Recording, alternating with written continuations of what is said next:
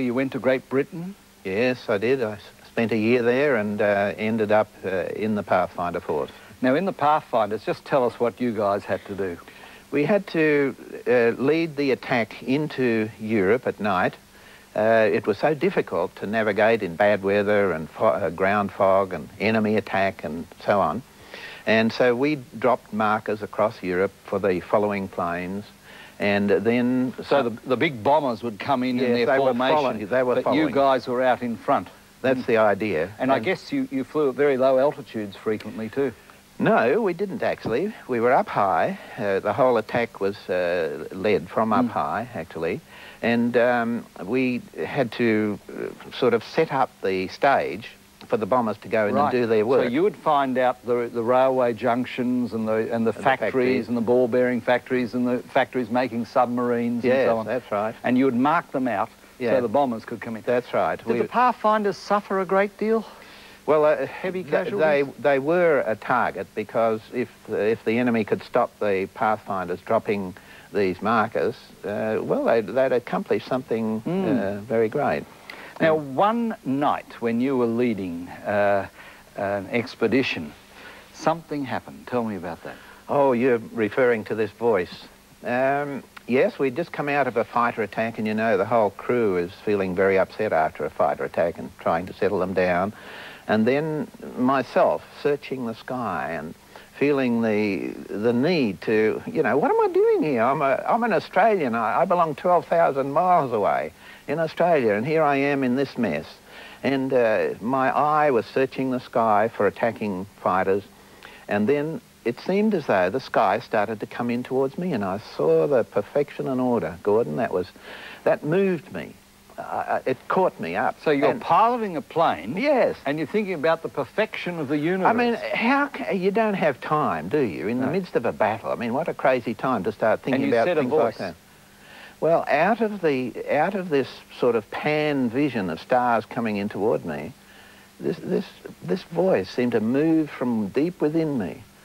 Some power out there made all this, and I was aware then that there's meaning. And I was seeking, all of a sudden, conscious of myself seeking a meaning of my own existence, because we didn't have a very long existence, you know. And at that time, you had the first strong moves towards God as the one who made and created and sustained all. Well, that's right. I didn't know what it was. No. Later on, a young woman, when you came at the end of the war, helped you in that search. That was this young lady. You know how a girl will wrap herself around your heart? Well, she did. And she said, come along to this service. I didn't want to go. And she persisted, and eventually I went. But there was a man there. It was almost as though he was waiting for me.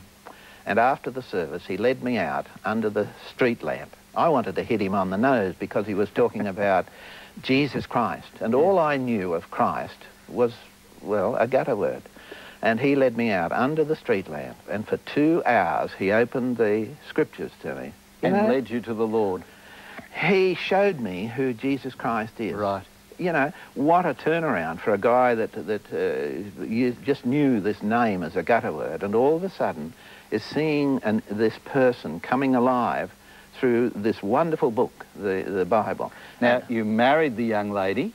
Yes. You both went into missionary service. Yes. You used your engineering skills to help people in Asia and other parts of the world, and developed, as missionaries, a large educational program. That's right. Just to teach through a little newspaper, through correspondence courses, teach people in Asian lands the wonder of this person, or this book that we had discovered as the way into the inner meaning of our lives. Yes. And I tell you, that's a wonderfully powerful message that we were able to share, and people got onto it.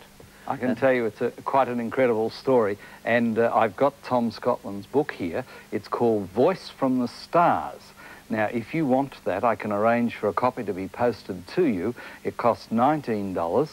Look, make it $20, and that will cover all the postage as well. It's a good yarn of a converted Pathfinder who ends up into a remarkable Christian missionary service.